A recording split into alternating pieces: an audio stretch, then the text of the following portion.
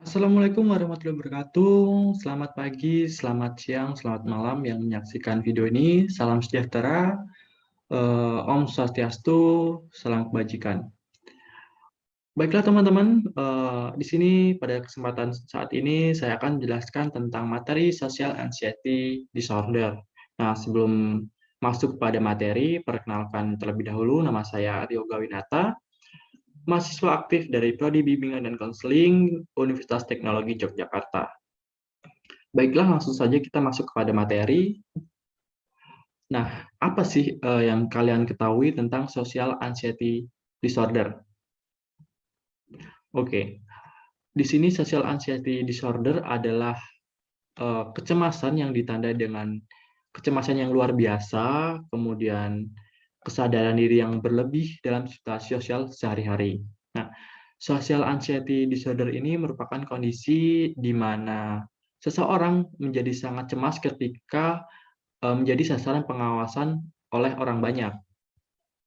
Nah, misalnya social anxiety disorder ini timbul pada seseorang saat cemas saat dilihat oleh orang banyak, bertemu orang banyak, ingin pergi berkencan itu sangat cemas, bahkan bertemu dengan orang asing. Kemudian gangguan kecemasan disorder ini adalah dapat diartikan sebagai rasa takut akan situasi sosial yang melibatkan interaksi dengan orang lain.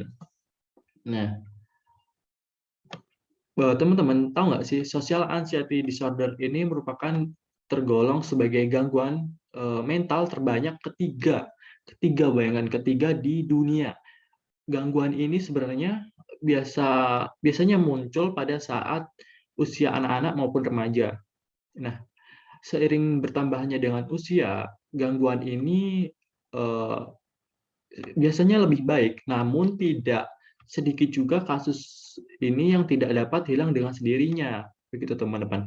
Makanya pada materi ini saya akan membahas tentang gejala umum social anxiety disorder. Nah, gejalanya itu ada dua teman-teman, gejala fisik dan gejala psikis. Nah, untuk yang gejala pertama, gejala fisik yaitu ditandai dengan tubuh yang gemetar, terus jantung yang sering berdebar, kemudian otot mengalami ketegangan, mual, maupun hingga pusing.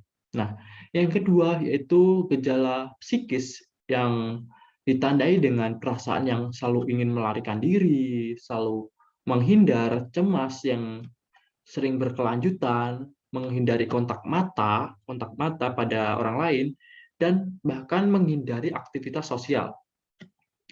Nah, itu adalah gejala umum social anxiety disorder yang sering muncul pada diri seseorang. Nah, kemudian tentunya kita akan membahas penyebab social anxiety disorder di sini.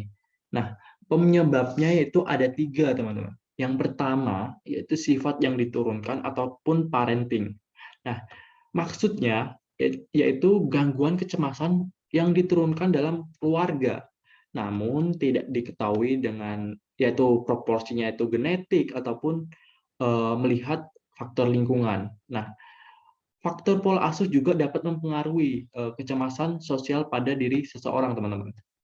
Kenapa? Ya karena pola asuh pada keluarga itu dapat dilihat oleh anak-anak sehingga dapat menyebabkan kecemasan yang berlebih. Kemudian yaitu yang kedua, yaitu pengalaman yang kurang nyaman ataupun trauma. Nah, pada social anxiety disorder ini, bentuk yang tersering terjadi dari hasil pengalaman-pengalaman tertentu.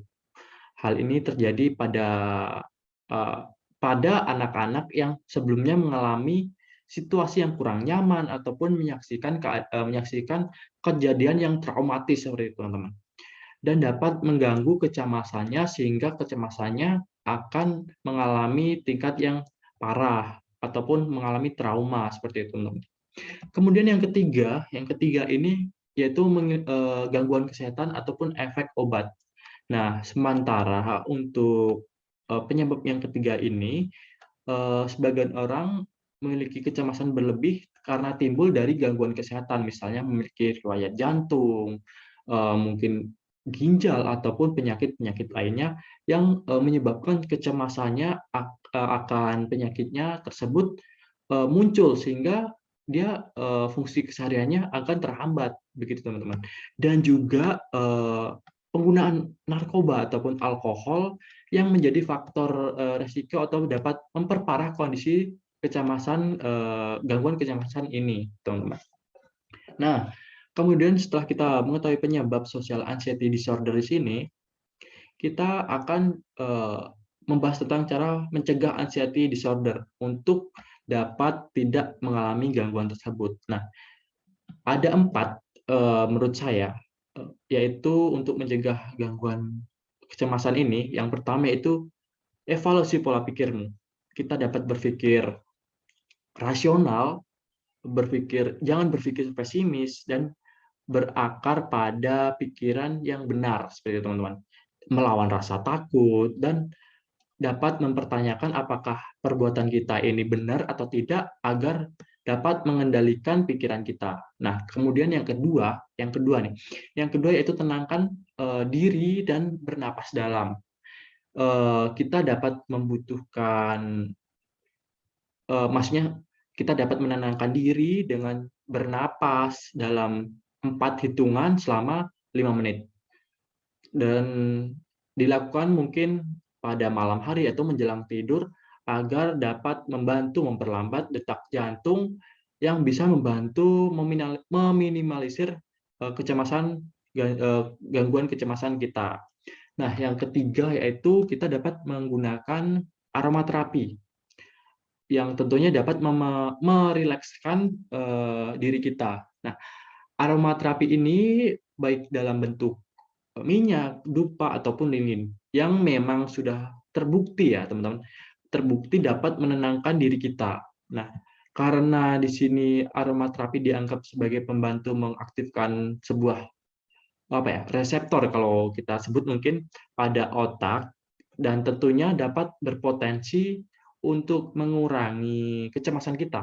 Nah, tips bagi teman-teman, jangan lupa untuk memilih aromaterapi yang sesuai dengan kesukaan kita agar dapat rileks tubuh kita, agar dapat kita kalau kita suka dengan aroma tersebut tentunya kita senang juga menghirupnya, tentu lebih rileks lagi, begitu teman-teman. Tentu yang keempatnya yaitu dengan berolahraga ringan selama mungkin 15 sampai 30 menit. Nah, olahraganya ini tentunya mungkin bisa berjalan santai ataupun kita yoga untuk membentuk lebih fokus diri kita untuk dapat meminimalisir kecemasan tersebut.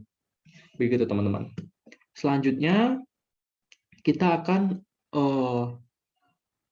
membahas tentang cara penanganan social anxiety disorder ini. Mungkin teman-teman ataupun kerabat teman-teman sudah ada yang mengalami social anxiety disorder di sini. Dapat 2 cara. Yang pertama ya teman-teman, menggunakan psikolog, yaitu menggunakan CBT, yaitu Cognitive Behavioral Therapy. Teori kognitif ini adalah sebuah teori yang mengkombinasikan sebuah strategi pikiran dan perilaku yang didasari saling berketerkaitan satu sama lain, yaitu pikiran, perasaan, dan perilaku. Nah, di sini tentunya terapinya dengan tidak sekali ya teman-teman, dengan mungkin beberapa kali terapi dengan psikolog. Nah, yang kedua yaitu dengan psikiater. Nah, penanganan dengan psikiater ini mungkin penanganan yang gangguan kecemasannya sudah tingkat tinggi ya teman-teman, yang mungkin sudah parah seperti itu. Nah, mungkin berupa kombinasi juga antara psikolog, namun di sini kita menggunakan obat. Nah, karena mungkin sudah parah sehingga memerlukan obat-obatan. Nah, obat-obatannya di sini digolongkan antara lain yaitu antidepresin kalau tidak salah, dan juga antisietas, dan ataupun obat-obat yang mungkin dapat menurunkan kecemasan yang berlebih. Seperti itu, teman-teman. Nah, kita sudah mengetahui beberapa sudah mengetahui gejala, kemudian cara mencegah, penyebab, dan juga penanganannya. Oke, teman-teman, kita sudah pada tahap akhir. Untuk closing statement di sini, teman-teman, social anxiety disorder ini menurut saya yaitu gangguan kecemasan yang dapat diartikan sebagai rasa takut akan situasi sosial yang melibatkan interaksi dengan orang banyak. Nah, oleh karena itu kita sudah membahas dari gejala, terus kita sudah membahas mencegahnya, penyebab, dan juga penanganan. Semoga teman-teman dapat memahami apa materi yang sudah saya berikan.